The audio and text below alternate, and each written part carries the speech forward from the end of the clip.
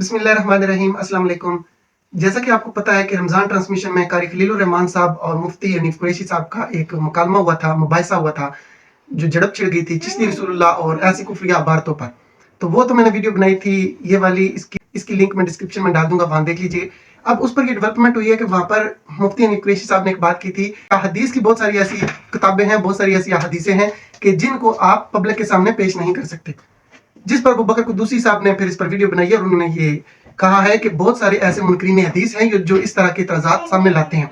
उसमें दो तरह की बातें उन्होंने की कि एक तो रियानी से रिलेटेड वो बात करते हैं और दूसरी ये है कि शजरात सहाबा की बात होगी। तो ये जो दोनों बातें हैं, आपके दिल में क्या छुपा हुआ है आपने सामने रखनी थी, क्योंकि कारी खलीलुर रहमान साहब ने कहा था कि मतन पेश करें, मैं उसका तर्जुमा कर देता हूँ, लेकिन वो हमें लगता यही है कि वो बस मुनाजराना 2 पेज के तनाजर में उन्होंने बात की।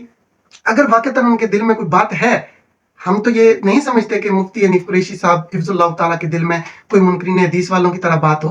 हम इस बात के साथ खड़े नहीं हैं अबू बकर कुद्दूसी साहब के साथ, लेकिन बाकी जो बात है, जो बात वो कर रहे हैं कि कुछ ऐसी हदीस हैं, तो वाकई मैं नहीं समझता कि वो रियानी से रिलेटेड हो, ऐसा तो मैं नहीं समझता। मुमकिन है वो जो है मुशाजरात सहाबा की शायद बात कर रहे हो, क्योंकि उनका एक जो बैकग्राउंड है वो मौला अली अलैहिस्सलाम के शियाने अली में से हैं और अमार को एक बागी जमात कत्ल करेगी। मुमकिन है ऐसी बातें कर रहे हो, लेकिन वल्लाहु आलम उनके दिल में क्या है ये तो अल्लाह ही जानता है। बाकी एक हदीस है, अब्दुल्लाह बिन अमर बिन आस रज़ी अल्लाह तआला अन्हु लिखा करते थे हदीसें, तो उनको किसी ने मना किया कि कभी कभी आका अलैहिस्सलातु वस्सलाम मुख्तलिफ जो मजाज हैं उनमें होते हैं, सख्ती के मिजाज में शायद होते हैं, तो आप हर बात ना लिखा करें। तो उन्होंने लिखना छोड़ दिया। तो एक बार आका अलैहिस्सलाम ने पूछा कि अब्दुल्ला क्यों नहीं लिखा, तो उन्होंने बताया कि ये मामला है या रसूलुल्लाह सल्लल्लाहु अलैहि वसल्लम। तो आका अलैहिस्सलाम ने अपनी जुबान मुबारक को पकड़कर ये फरमाया कि अब्दुल्ला लिखा कर, इस जुबान से, आका अलैहिस्सलाम की जुबान, इस जुबान से हक के सिवा कुछ नहीं निकलता। तो हम तो ये समझते हैं कि अल्लाह सुब्हानहू व तआला ने कुरान में सुन्नत की तरफ और हदीस की तरफ हमें भेजा है, जो अल्लाह ने कहा कि अल्लाह की इताअत करो और अल्लाह के रसूल की इताअत करो। तो मैं तो मुनकरीन अहदीस से और जो कुरानिस्ट हैं उनसे ये पूछता रहता हूँ कि अल्लाह की इताअत तो कुरान सारा है, उस पर अमल पैरा होना अल्लाह की इताअत है। और ये जो अल्लाह सुब्हानहू व तआला ने फरमाया कि रसूलुल्लाह की इताअत करें, तो रसूलुल्लाह की इताअत से यहाँ मुराद क्या है?